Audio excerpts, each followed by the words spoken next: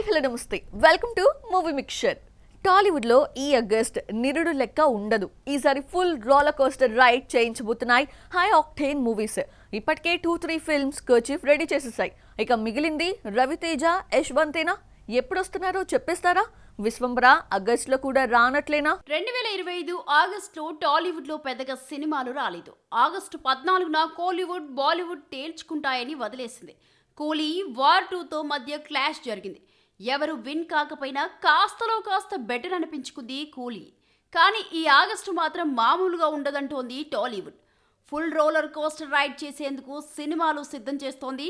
ఇప్పటికే 2-3 హీరోలు తమ స్లాట్స్ బుక్ చేసేసుకున్నారు. దసరా తర్వాత నాని, శ్రీకాంత్, ఓదెలా దర్శకత్వంలో వస్తున్న high octane film Paradise August 21న రిలీజ్ కాబోతోంది. మార్చిలో విడుదల కావాల్సిన ఈ సినిమా షూటింగ్ డిలే వల్ల ఆలస్యమై ఆగస్టుపై కర్చీఫ్ వేసింది. ఆ టైంలో ఇక్కడ పండుగ సీజన్ కాకపోయినా నేషనల్ స్టార్ వస్తుంటే ఓణం పండుగను టార్గెట్ చేస్తూ దుల్కర్ సల్మాన్ ఆగస్టు 20న ఐ యామ్ గేమ్ తో పాన్ ఇండియా రిలీజ్ చేస్తున్నాడు. అంటే ఒక్కరోజు తేడాతో ఈ ఇద్దరు ఢీ కొట్టబోతున్నారు. కరుపుతో సక్సెస్ కొట్టిన సూర్య నెక్స్ట్ మరో బ్లాక్ బస్టర్ సిద్ధం చేస్తున్నాడు.